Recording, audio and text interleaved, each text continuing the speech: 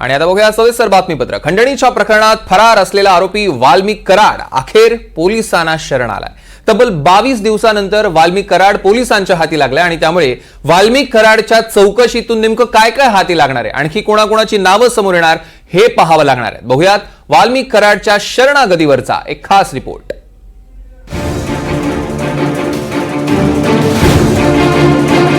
खंडणी प्रकरणातला आरोपी आणि संतोष देशमुख हत्या प्रकरणात ज्याच्यावर आरोप आहेत तो वाल्मिक कराड अखेर पोलिसांना शरण आलाय। 9 डिसेंबरला संतोष देशमुख यांची हत्या झाली। 11 डिसेंबरला वाल्मिक कराडवर खंडणीचा गुन्हा दाखल झाला।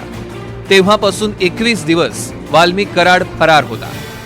वाल्मिक कराडची बँक खाती पोलिसांनी गोठवली। कुटुंबातल्या काही व्यक्तींचीही चौकशी सुरू केली। त्यामुळे अखेर वाल्मिक कराडला शरण यावं लागलं। सरेंडर होण्याआधी वाल्मिक कराडने एक व्हिडिओ तयार केला आणि आपण निर्दोष असल्याचा दावा केला।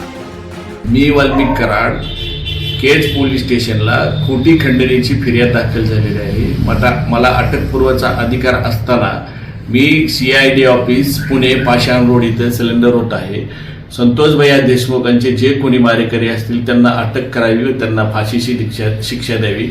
राजकीय दोषापोटी माझं नाव त्याच्याशी जोडलं जात आहे। पोलीस तपासात जे निष्कर्ष निघाले, मी जर दोषी दिसलो तर न्यायदेवतांनी मला जे शिक्षा देईल ते मी भोगायला तयार आहे। त्यांनी मागणी काय करावी हा त्यांचा अधिकार आहे आणि तपासामध्ये काय पूर्ण पारदर्शक तपास करणं हा CID कडे तपास असल्यामुळे CIDचं काम आहे। पण आता आपण सर्वजण माध्यमाशी बघतोय तर ते एवढा 23-24 दिवस डिक्लेअर करायला का लागले? जर तसं होतं तर मग 23 पहिल्या क्षणालाच करायचं ना। जे 11 तारखेला गुन्हा झाला, आज 20 दिवस झाले, 20-22 दिवस गुन्हा जो खंडणीचा होऊन त्या दिवशी त्याने डिक्लेअर करायचं ना। मग बाहेर कशाला पडले? तरी करायचं जो तरी डिक्लेअर त्या दिवशी करायचं। जर केलं असेल तर मला माहित नाही। या ठिकाणी आणखी 3 आरोपी, ज्यामध्ये सर्वात सुदर्शन घुले हा जो प्रमुख आरोपी आहे, ज्याने सुरुवातीला संतोष देशमुख यांना गाडीच्या खाली खेचून डायरेक्ट तिकडे गाडीमध्ये त्यांच्या गाडीमध्ये कोंबलेला आहे। मारहाणीमध्ये सुद्धा सर्वाधिक जास्त तो आणि प्रतीक घुले या दोघांनी त्या ठिकाणी जास्त ॲक्शन घेतलेली आहे। विष्णू चाटे हा आता सध्या 120B मध्ये घेतलेला आहे।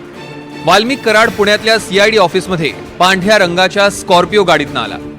ज्या स्कॉर्पिओ गाडीतनं वाल्मिक कराड सरेंडर झाला ती गाडी अनिता शिवलिंग मोराळे या महिलेच्या नावावर आहे। शिवलिंग मोराळे हा धनंजय मुंडेंचा कार्यकर्ता असल्याचं बोललं जात आहे।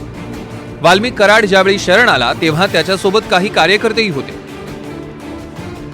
आमच्या जिल्ह्यात जे सरपंच हत्याकांड घडलं आहे त्या हत्याकांडामागील आरोपींना कठोरातली कठोर शिक्षा ही व्हायलाच पाहिजे। मी एक सरपंच आहे, माझंही मत तेच आहे, स्वतः वाल्मिक अण्णांचंही मत तेच आहे। पण ह्या खोट्या खंडणीच्या गुन्ह्याच्या माध्यमातून जे राजकारण आमच्या जिल्ह्यामध्ये चालू आहे, जे बदनाम करण्याचं काम चालू आहे, ते कुठंतरी थांबलं पाहिजे। देशमुख हत्याकांड झाला आहे त्याच्याशी त्यांचा काही संबंध नाही आहे, तरीसुद्धा त्यांच्यावर खोटे आरोप करून त्यांना बदनाम करण्याचा प्रयत्न चालू आहे। जे काही ते चाललं आहे ना ते थांबवलं पाहिजे, कारण तो आमच्या लोकांसाठी देव माणूस आहे। तर जे चाललंय ना ते त्यांनी बंद केलं पाहिजे। वाल्मिक कराडवर सध्या खंडणीचा गुन्हा आहे, पण संतोष देशमुख हत्या प्रकरणातही त्याच्यावर गुन्हा दाखल करण्याची मागणी होती। जितेंद्र आव्हाडांनी तर वाल्मिक कराडच्या या आधीच्या गुन्ह्यांची यादीच वाचली। बापू आंधळे प्रकरण ताब्यात घ्यावं आणि बापू आंधळे प्रकरणात गोळी मारणारा कोण होता आणि त्याला गोळी मारायला सांगितली कोणी आणि ही नावं द्यायला कोणी सांगितली बबन गीतेचं ते त्या विचारावं। म्हणजे तुम्हाला लिंकच लागेल काय आहे। तिथे जो इन्स्पेक्टर होता महाजन, तोच आता केजला इन्स्पेक्टर। त्या महाजन यांनी जेव्हा नावं लिहिली बापू आंधळे खून प्रकरणात, तेव्हा वाल्मिक कराडात यांचा दररोज उठणारा बसणारा चहाचा माणूस आणि हे जे आका शरण आलेले आहेत, शरण आलेले आका हे 100% जर 120B मध्ये तर येतीलच।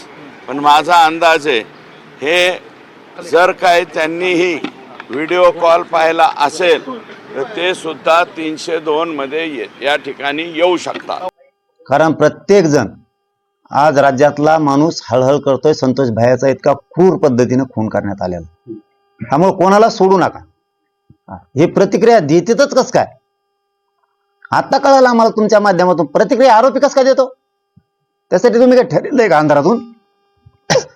तुम्ही काय अंधारातून ठरलेलंय का? काय षडयंत्र सापळा रचलाय का तुम्ही? ते जर माणसं मारा सुटलाय, गोरगरिबांचे लेकरं उन्हात पडायला लागले, आणि ज्यांनी ज्यांनी पाठबळ दिले हे खून पचवायसाठी, त्यांना सगळ्यांना मध्ये घ्या. वाल्मिक कराड शरण आला असला तरी संतोष देशमुख यांच्या हत्या प्रकरणातले 3 आरोपी अद्यापही फरार आहेत. त्या आरोपींनाही अटक करण्याची मागणी देशमुख कुटुंबानं केली आहे. मागणी हीच आहे की लवकरात लवकर न्याय मिळाला पाहिजे. आणि जर पोलीस यंत्रणा इतकी काम करतेय तर म्हणजे त्यांना आज इतका वेळ का लागतोय? म्हणजे ते जर गुन्हेगार असतील तर मग ते स्वतः सिलेंडर होत आहेत, मग पोलीस यंत्रणा काय करते इतक्या दिवस? आणि जर आरोपी आहेत त्यांना जर वेळ लागत असेल इतका पकडण्यासाठी, तर आम्ही न्यायाची अपेक्षा कधी करायची? आम्हाला न्याय कधी मिळणार? माझी एकच मागणी आहे की सीडीआर नुसार जे आरोपी, म्हणजे समजा नाव कोणाचे बी असतील किंवा कोणी असेल ज्यांनी माझ्या वडिलांची क्रूर हत्या केली आहे, ते सीडीआर नुसार आज जे 3 आरोपी फरार आहेत त्यांना पण लवकरात लवकर अटक झाली पाहिजे. आणि सीडीआर नुसार जे आणखी आरोपी निघतील त्यांना पण तुम्ही लवकरात लवकर अटक करा. आणि पुढील तुमची कारवाई आहे ती चालू करा आणि लवकरात लवकर माझ्या वडिलांना आम्हाला न्याय मिळवून द्या, एवढीच अपेक्षा करतो. राजकीय हेतू परस्पर हे ते आता हे जोडायचे उद्योग झाले. कशाचं राजकारण आणि कशाचं काय? आम्ही कोणी राजकारत्यांनी तुम्हाला सांगितलं होतं का इतक्या चुकीच्या पद्धतीने संतोष देशमुखला मारा म्हणून? उगाच आपलं स्वतःच्या अंगावर आल्याच्या नंतर काहीतरी बोलायचं म्हणून ते बोलतायत.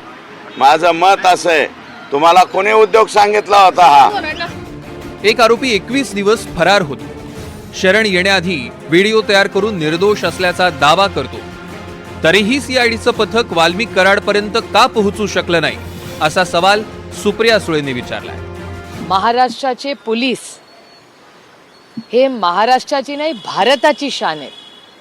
आणि अशी काय गोष्ट किंवा हिम्मत कशी होऊ शकते एखाद्या व्यक्तीची ज्याच्याबद्दल गेले अनेक आठवडे सातत्याने चॅनल्सवर समाजात एवढा रोष आहे, तो एक व्हिडिओ काढतो, त्यानंतर तो पोस्ट करतो आणि त्याला अरेस्ट होत नाही. हे प्रचंड अस्वस्थ करणारी गोष्ट आहे. आणि दुःख ही गोष्टीचं होतं.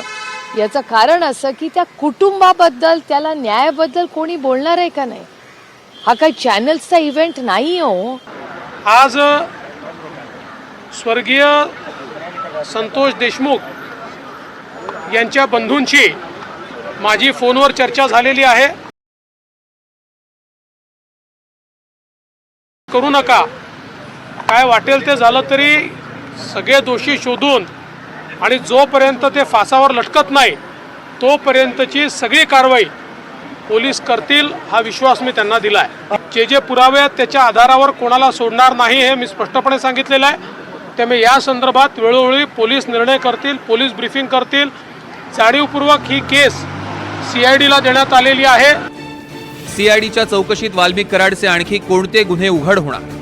खंडणीच्या गुन्ह्यात आरोपी असलेल्या वाल्मिक कराडचा हत्येच्या प्रकरणातही सहभाग आहे का? संतोष देशमुख यांची हत्या करणाऱ्या आरोपींना कोणाचं पाठबळ होतं? या प्रश्नांची उत्तरं वाल्मिक कराडच्या चौकशीनंतर मिळण्याची शक्यता आहे. Bureau report, NDTV Marathi.